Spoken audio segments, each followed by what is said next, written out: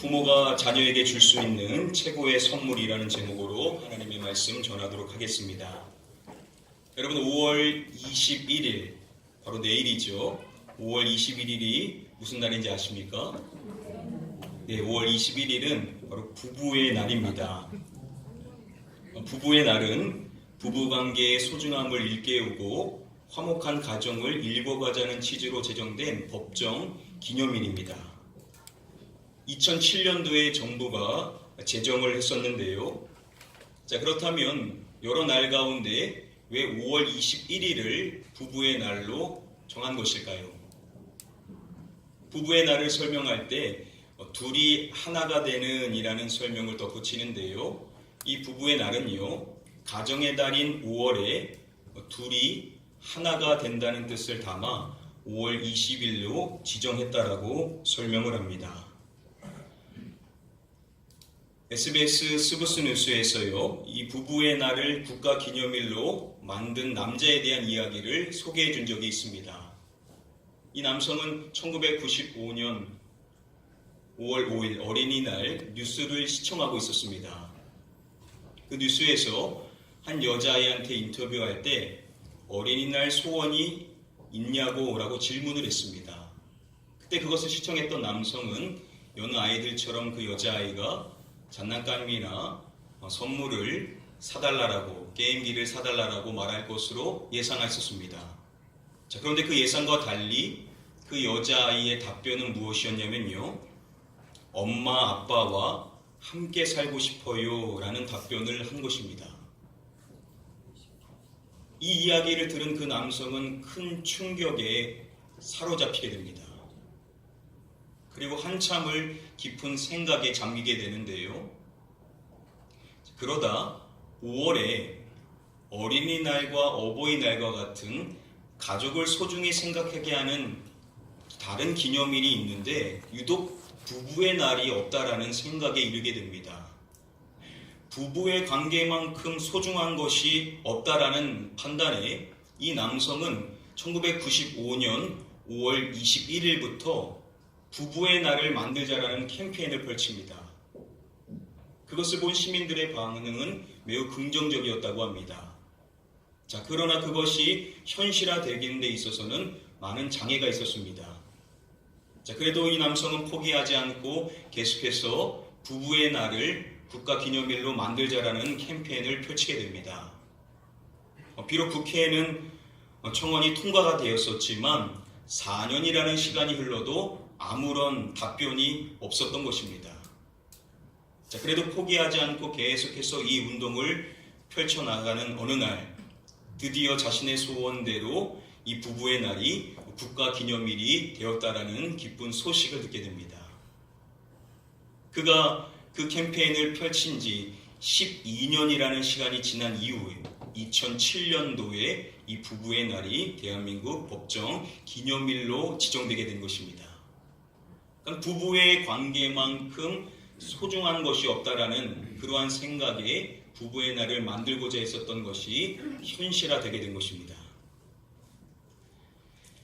부부교육 전문가로 알려진 이명주 박사는요, 한 인터뷰에서 다음과 같은 이야기를 했습니다. 자녀 교육에 정답은 없다. 현답은 찾아가는 과정이다. 현답을 찾아가는 과정에서 발견한 것 중에서 가장 중요한 것은 바로 부부 행복이 아이의 행복이라는 것이다 라고 이야기했습니다. 부모가 자녀를 위하여서 많은 교육을 실천하지만 사실 가장 중요한 교육이 있다면 그것은 부부가 서로 행복하게 사는 것 자체라는 겁니다. 부부가 서로 행복한 삶을 살아가는 것을 자녀들에게 보여주는 것이야말로 가장 중요한 사항이라는 것이죠. 아주대 이민규 교수는요, 자신의 책 표현해야 사랑이다, 이 책의 부제를 심리학자의 부모 공부라고 정했는데요. 그 책에서 그가 하는 말이 이것입니다. 부모가 자녀에게 줄 수 있는 최고의 선물이 있다는 겁니다. 자, 과연 부모가 자녀에게 줄 수 있는 최고의 선물이 무엇일까요? 그는 이렇게 말합니다. 사이좋은 부모의 모습을 보여주는 것, 그것이 바로 부모가 자녀에게 줄 수 있는 최고의 선물이라고 이야기합니다. 같은 맥락이죠. 자녀에게 줄 수 있는 많은 교육이 있지만 가장 중요한 교육, 가장 중요한 선물이 있다고 한다면 그것은 내가 배우자와 함께 행복한 삶을 살아가는 것, 화목한 삶을 살아가는 것을 자녀에게 보여주는 것이야말로 가장 귀중한 교훈이라는 것이죠. 바로 그러한 선물을 자녀들에게 주기 위해서라도 만들고자 했었던 날이 바로 이 부부의 날인 것입니다. 이 부부의 날을 만들기 위하여서 한 남성이 12년이라는 시간 동안 노력을 한 것인데요. 자, 이 일을 시행했었던 그 남자 주인공은 누구일까요? 자, 이 일을 12년 동안 노력했었던 그 사람의 이름은 권제도라는 분이십니다. 주목할 점은 이분이 뭐 하시는 분이냐면 바로 목회자이십니다. 부부의 날에 대한 설명을 찾아보니까요, 이렇게 이야기를 해줍니다. 권제도 목사 부부에 의해 시작된 것으로 기독교를 중심으로 기념일 제정운동이 전개되었다라고 설명을 해줍니다. 기독교야말로 부부의 관계의 소중함 그리고 화목한 가정에 대하여서 강조한다라는 것이죠. 하나님께서 원하시는 것이 바로 부부의 관계가 소중히 잘 지켜지는 것이고 화목한 가정이 이어지는 것 아니겠습니까? 그래서 하나님께서 우리에게 여러 가지 말씀을 주시는데요. 그 가운데 에베소서 5장 22절부터 33절까지 말씀은 아내와 남편, 남편과 아내, 부부에게 주는 말씀 가운데 너무나도 귀중한 말씀이 바로 이 말씀입니다. 이 말씀의 순서를 보시면은 먼저 22절부터 24절까지 아내가 남편에게 해야 될 일을 제시해 줍니다. 그리고 이어지는 25절부터 32절까지 반대로 남편이 아내에게 해야 될 일이 무엇인지를 가르쳐 줍니다. 자, 그리고 오늘 우리가 읽은 본문의 말씀 33절의 말씀은 이 말씀의 결론으로 볼 수가 있는 말씀입니다. 22절부터 32절까지의 말씀을 정리해 줌으로써 말씀을 맺어주는 것인데요. 이민아 목사님이라는 분은 이 말씀을 가장 큰 부부 계명이라고 설명을 해줍니다. 부부에게 있어서 반드시 지켜야 될 계명이 있다면 바로 이 에베소서 5장 33절의 말씀이라는 것이죠. 이 말씀을 잘 지키면 부부는 행복한 삶, 화목한 삶을 살 수 있고 또한 자녀에게 최고의 선물을 선사해 줄 수가 있다는 겁니다. 자, 이 귀중한 말씀 함께 사모하는 마음으로 한 목소리로 읽어보도록 하겠습니다. 그러나 너희도 각각 자기 아내를 사랑하기를 자신같이 하고 아내도 자기 남편을 존경하라. 너희도 각각이라고 이야기하죠. 여기서 너희는 당연히 누구겠습니까? 남편에 대해서 먼저 이야기하는 것이죠. 에베소서 5장 22절의 말씀에서는 아내가 남편에게 해야 될 일, 아내의 일을 먼저 제시해 줬다라고 한다면 결론이라고 할 수 있는 이 33절에서는 남편이 아내에게 해야 될 일을 먼저 제시해 주는 것입니다. 그 내용을 보시면은 너희도 각각 자기의 아내 무엇하기를 자신같이 하고라고 말합니다. 자, 남편들에게 마지막 결론으로서 이야기하는 내용, 자기의 아내를 무엇하기를 이라고 말하죠? 자기의 아내 사랑하기를 자신같이 하고 라고 말합니다. 자, 바로 남편이 아내에게 해야 될 일은 무엇이냐? 바로 이것인 것입니다. 바로 사랑하는 것. 사랑이 바로 남편이 해야 될 일이라는 것입니다. 남편은 반드시 아내를 사랑해야만 한다라는 것이죠. 여기서 사랑하기를 이라고 번역이 된 이 헬라어 아가파오라는 이 단어는요, 자기의 유익보다는 상대방의 유익을 구하는 측면에서 사랑하는 것을 나타내는 동사입니다. 즉 남편의 유익이 아닌 아내의 유익을 구하는 사랑을 해야만 한다라는 것이죠. 오늘날 말로 바꿔본다고 한다면 내가 원하는 방식이 아닌 아내가 원하는 방식으로 사랑을 해야만 한다라는 것입니다. 자, 그렇다면 아내들이 원하는 사랑의 방식은 무엇일까요? 사람마다 다 차이는 있을 것입니다. 그러나 저는 일반적으로 아내들이 원하는 사랑의 방식이 무엇인지를 이 시간에 연역적으로 하나씩 여러분들에게 제시해 드리고자 합니다.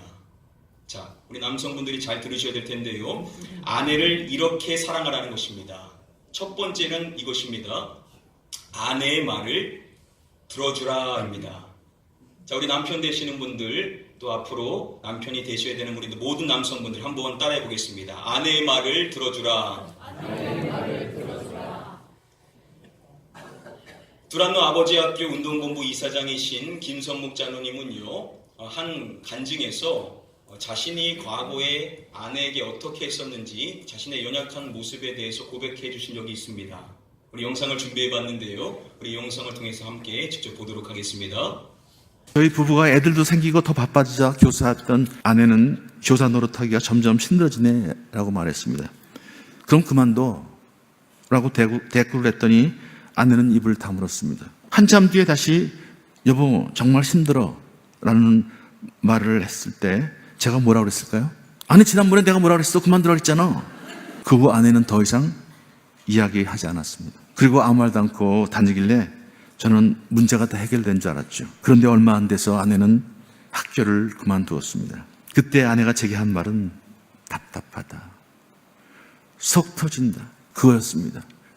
늘 제가 해결책만을 말했기 때문입니다. 나중에 가정사를 하면서 저는 아내의 침묵 속에는 그만두면 되는지 누가 모르나요? 그만둘 수 있는 형편이 아니잖아요. 내 이야기를 그냥 좀 들어주면 안 되나요? 라는 외침이 있었다는 것을 알았습니다. 아내가 아프다면 남편은 약 먹어 병원에 가봐 라고 해결책을 말합니다. 아니 약을 먹으면 되는 거 누가 몰라요? 아내는 힘들고 아팠어 좀 공감해 달라는데 남편은 해결책만을 얘기합니다. 제 아내가 교사 생활이 힘들다고 했을 때 힘들구나, 혹시 학교에서 무슨 일이 있었어? 라고 제가 물었더라면 아내는 학교에서 있었던 일을 얘기했을 것입니다. 예를 들면 부장선생님이 있는데 그렇게 사람을 힘들게 만드네요. 그때 제가 그런 일이 있었어? 정말 힘들었겠구나. 그래도 잘 참았네. 어떻게 하지 힘들어서? 아니 내가 가만 듣고 있으니까 그 사람 참 너무하네. 내가 가서 손 좀 봐줄까? 만일 그렇게 얘기했더라면 여보 와서 손 좀 봐줘. 그렇게 얘기했을까요? 분명히 했을 겁니다. 여보 됐어, 괜찮아, 내가 알아서 할게, 여보 고마워. 바로 그때 제가 아내의 손을 꼭 잡아주면서 여보 힘내, 내가 있잖아 라고 말했다면 아내는 상황을 이겨나갈 힘을 얻고 우리 부부는 강한 애착관계를 형성했을 것입니다. 이 정답은 답이 아닙니다. 해결책도 답이 아닙니다. 공감이 답입니다. 공감은 듣는 것부터 시작됩니다. 말하는 것은 내 존재의 일부를 주는 것이지만 듣는 것은 내 존재 전부를 주는 것입니다. 마음으로 듣는 것, 즉 공감이 소통의 핵심입니다. 자, 우리 남성들의 언어의 습관이 무엇입니까? 무조건 답부터 주려고 하는 것이죠. 해결책을 말하려고 하는 것이 남성입니다. 그러니까 이야기를 길게 하는 것을 원치 않는 것이죠. 자, 그런데 해결책을 주는 것은 답이 아니라는 것이죠. 무엇이 답이라고 이야기합니까? 공감이 답이라는 겁니다. 내가 해결책을 준다라고 해서 아내가 내가 원하는 대로 움직이는 것이 아니라는 겁니다. 아내가 원하는 것은 공감이라는 것이죠. 남성이 그렇게 원하는 그 방향으로 아내가 움직이기를 원한다면 남편은 아내에게 공감을 해야만 한다라는 겁니다. 자, 그런데 그 공감의 시작이 무엇이라고 말하는 것이냐면 바로 듣는 것이라는 겁니다. 아내가 하는 이야기를 들어줘야만 한다라는 것이죠. 무엇인가를 해답을 주려고 하는 것이 아니라 그 마음을 헤아릴 수 있도록 그 이야기를 잘 경청하는 것이 공감할 수 있는 중요한 길이라는 겁니다. 그래서 우리 남성분들은 이것을 가슴에 새기셔야 될 것입니다.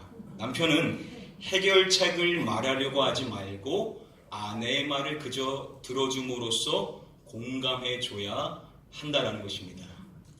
우리 남편분들은 아내 되신 분들과 이야기하다 보면 막 불쑥불쑥 그렇게 하면 되잖아 라고 말하고 싶을 때지만 이제 그 말을 삭히시고 가슴에 담아두시고 그런 말은 하지 마시고 아내분들이 하시는 말을 그저 들어주는 겁니다.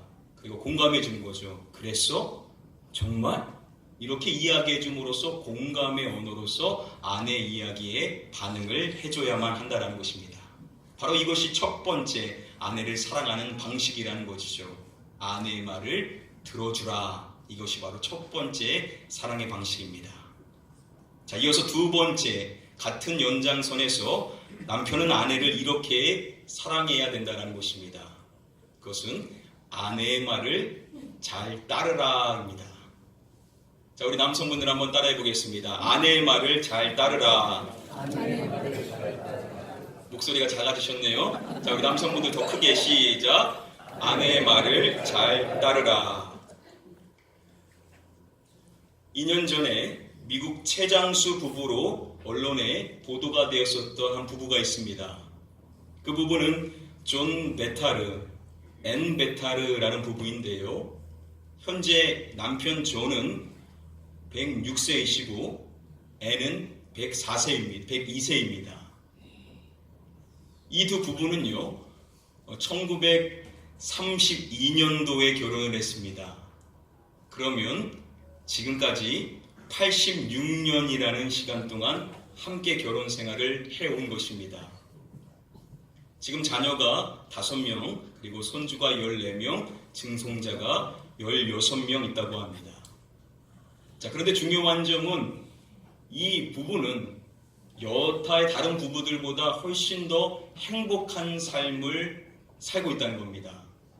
86년의 결혼 생활이 행복한 결혼 생활로 계속해서 이어지고 있다는 겁니다. 과연 그 비결이 무엇일까요? 남편 존 베타르가 밝히는 자신의 부부가 행복할 수 있는 비결을 그는 이렇게 이야기합니다. 언제나 아내 말을 따르는 게 행복 비결이다 라고 이야기합니다.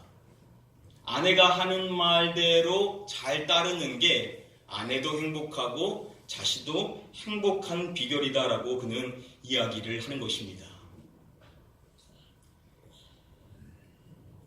여러분, 여성과 남성이 샴푸를 고를 때 기준이 차이가 있다는 사실을 아십니까?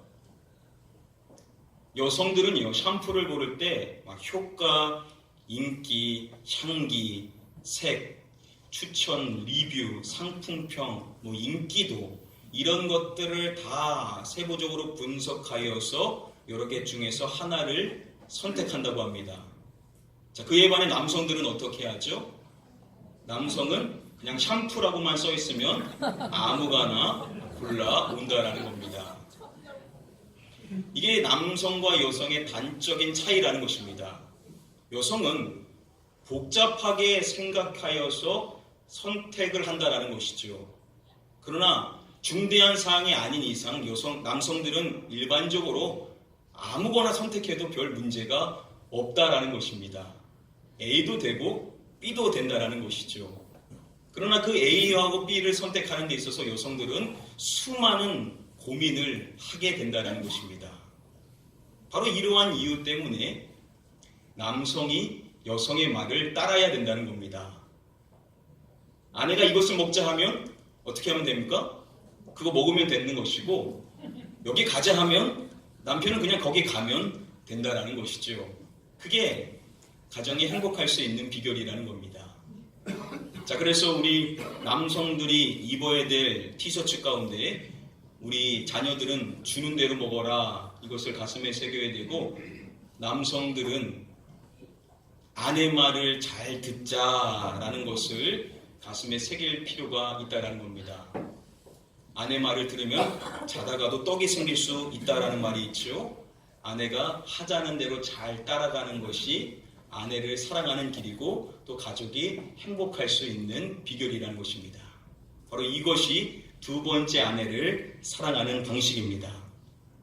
자, 이어서 세 번째 방식을 함께 살펴보도록 하겠습니다. 남편은 아내를 이렇게 사랑해야 된다는 것입니다. 세 번째는 집안일을 같이 하라는 것입니다. 우리 남성분들 내키지 않아도 한번 따라해 보도록 하겠습니다. 집안일을 같이 하라. 자, 남성분들 계십니까? 다시 한번 크게 시작. 집안일을 같이 하라. 2014년도 기준에 따르면은요, 이것이 일본이 1위고 그리고 2위가 우리나라라고 합니다. 과연 무엇이 일본이 1위고 우리나라가 2위일까요?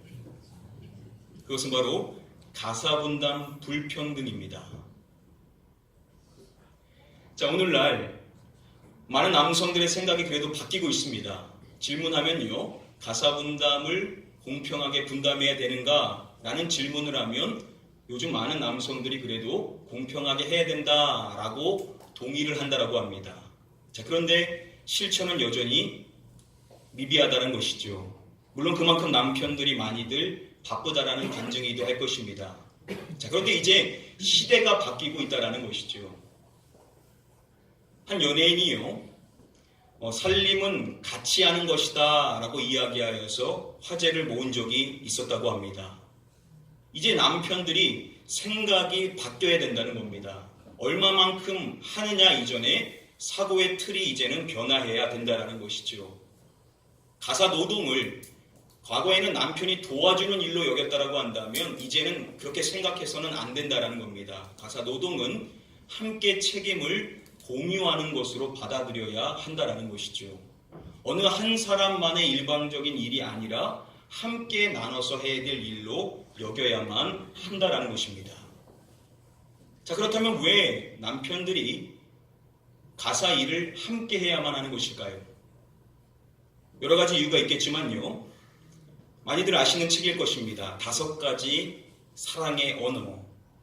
이 책은 세계 40여 개의 언어로 출판되어서 800만 부 이상이 팔린 세계적인 베스트셀러입니다. 부부라고 한다면 반드시 읽어야 될 필독서 중에 하나라고 할 수가 있는데요. 자, 거기서 말하는 사랑의 언어, 즉 상대방의 사랑의 언어로 사랑을 표현해야 된다라고 이야기할 때 거기서 제시하는 4번째 사랑의 언어가 있죠. 그 4번째 사랑의 언어는 무엇이냐면 바로 봉사입니다. 상대방이 나를 위하여서 봉사할 때 사랑을 느끼게 된다는 것입니다. 다는 아니지만요, 일반적으로 여성들이 남편이 자신을 위하여서 집안일을 함께 해줄 때 아내들은 자신이 존중받는다라는 느낌을 받는다는 것입니다. 그래서 남편으로부터 사랑을 느끼게 된다는 것이죠. 바로 이러한 이유 때문에 남편들은 집안에서 내가 해야 될 일이 무엇인지를 발견하고 그 일을 도와준다라고 생각하지 말고 내가 해야 될 책임이다 생각하고 그 일을 감당해 나갈 때 바로 가정이 평화할 수 있고 또 아내가 남편의 사랑을 느낄 수가 있다는 것입니다. 바로 이것이 3번째로 해야 될 사랑의 방식이라는 겁니다. 집안의 일을 같이 함으로써 그 일이 부부의 일이라는 것을 드러내주는 것, 그것이 바로 남편이 아내를 사랑하는 3번째 방식이라는 것입니다. 자, 4번째 방식을 살펴보고자 하는데요. 우리 남편분들 얼굴이 어두우십니다.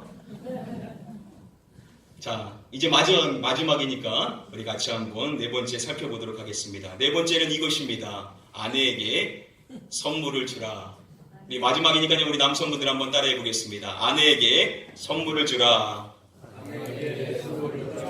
가장 목소리가 작으시네요. 자, 다시 한번 남성분들 크게 따라하겠습니다. 시작.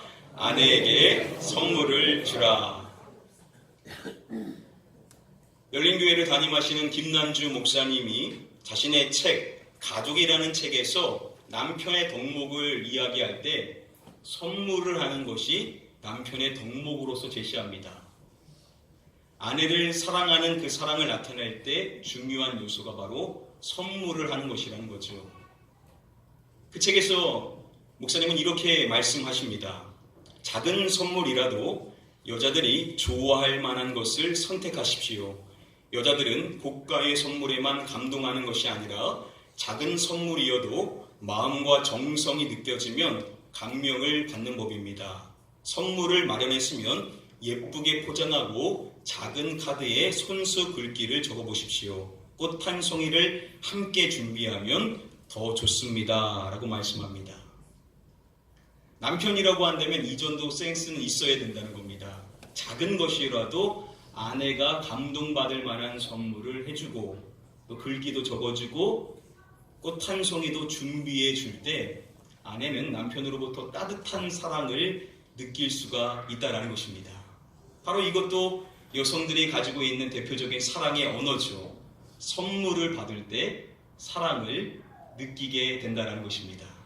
그리고 남편분들은 매일 할 수는 없죠. 어떤 특별한 기념일이나 그리고 마음에 감동이 있는 그럴 때는 집에 갈 때 꽃 한 송이라도 그리고 아내가 좋아할 만한 작은 선물을 깜짝으로 딱 주면 아내는 남편의 사랑을 듬뿍 느낄 수가 있다는 것입니다. 바로 네 번째 사랑의 방식이 바로 선물을 준다는 것입니다. 한번 정리해 보도록 하겠습니다. 자, 남편들은 아내를 사랑할 때 이렇게 사랑해야 된다는 것입니다. 먼저 우리 첫 번째 무엇이었습니까? 아시는데 말씀 안 하는 거죠? 첫 번째는 아내의 말을 들어주라. 우리 남편분들 한번 읽겠습니다. 시작. 아내의 말을 들어주라. 그리고 두 번째 우리가 아내를 사랑할 때 이렇게 사랑해야 된다는 것입니다. 아내의 말을 잘 따르라. 우리 남성분들 한번 따라해 볼까요? 시작. 아내의 말을 잘 따르라. 세 번째 아내를 사랑할 때 이렇게 사랑해야 된다는 것입니다. 집안일을 같이 하라. 남성분들 따라해 보겠습니다. 집안일을 같이 하라. 그리고 마지막 네 번째 아내를 사랑할 때 이렇게 사랑하라는 것이죠. 바로 선물을 아내에게 선물을 주라. 남성분들 따라해 볼까요? 시작. 아내에게 선물을 주라. 원래 처음에는요, 이렇게 남편이 아내를 위해서 해야 될 일을 말씀해 드리고 바로 이어서 아내들이 남편을 위해서 해야 될 일을 말씀해 드리고자 했었는데 시간 관계상 오늘은 우리 남성들이 해야 될 일들만을 말씀드리도록 하겠습니다. 우리 남성분들 다음 주에 오실 때는 우리 여성분들 다 데리고 나오셔야만 합니다. 혹시 혼자 신앙생활 하신 분들은 다음 주에 좋은 일 있다라고 초청하시면서 함께 예배하시면 좋을 것 같습니다. 우리 남성분들의 표정이 거의 초상집 분위기입니다, 지금. 근데 여러분, 바로 그게 우리가 이것을 실천할 수 있는 일입니다. 우리 남성분들의 표정은 거의 나 죽으라고 하는 소리다 라고 생각하실 텐데요. 바울이 에베소서의 말씀에서 오늘 결론의 말을 하기 전에 다음의 말씀을 했다라는 것을 우리는 기억해야 됩니다. 우리 마지막 결론인데요. 우리 같이 한번 말씀 함께 한 목소리로 읽어보도록 하겠습니다.